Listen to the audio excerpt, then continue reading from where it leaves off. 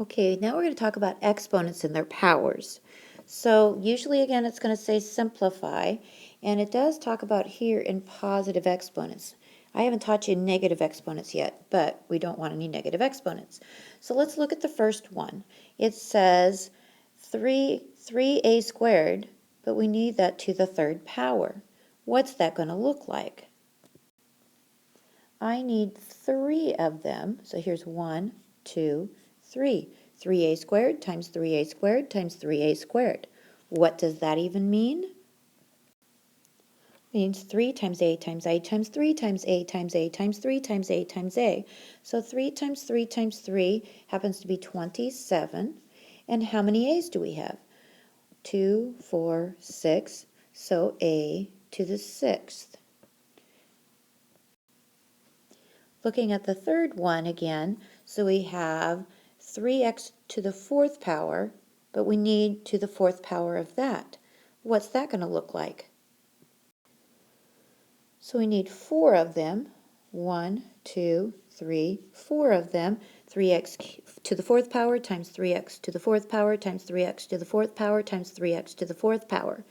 So that means I have, so look at all that expanded out. So now 3 times 3 is 9, and 3 times 3 is 9, so that's 9, that's 9.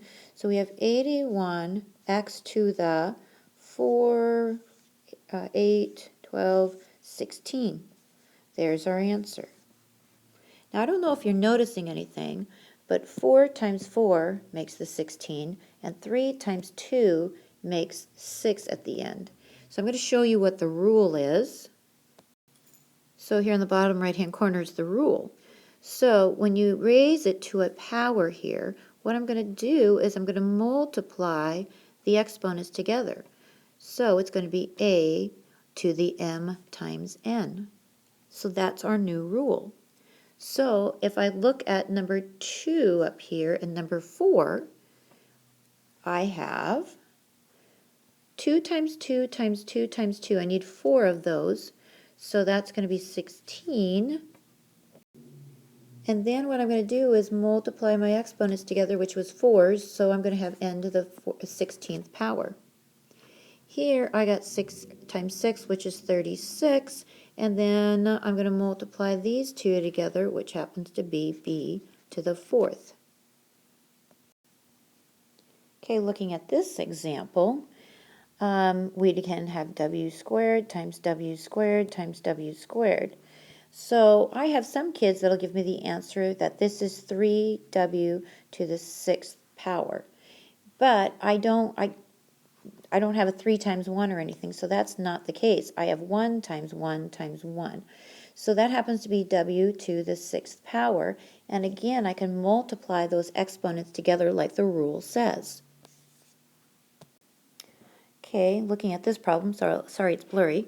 The quantity 3x times 2x squared. So what's it going to look like? So this is what it's going to look like. I needed 2 of them. So here I've got 3 times 2 is 6. So I have 6x squared here. And I have times 6x squared here. So 6 times 6 is 36. And then x to the add the exponents to the 4th power. So if we were going to just do it by the rule, if we took this and we did it by the rule up here, we would. So I would do what's inside the parenthesis first. I would have 6x squared, and then it'd say it's going to be squared. So then we have 6 times 6 is 36, and then I just know I multiply the exponent, so I have 4. Okay, my last two examples. So I need 2x to the 4th power, y to the 4th power, and I need that all to the 4th power. So the quantity 2x to the 4th power, y to the 4th power to the 4th power. So what I need to do here is I need 2 times 2 times 2 times 2. I need 4 of those. So I have 16. And then I'm going to multiply the 4 to each one of the exponents. So I have x 4 times 4 and y 4 times 4.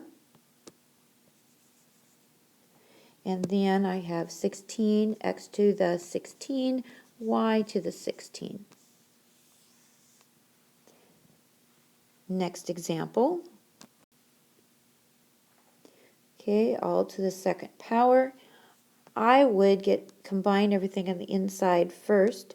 So I would have 4p to the fourth power, and we need to square that. So I need 4 times 4, which is 16, and then p to the, multiply the exponents together, and you have 8.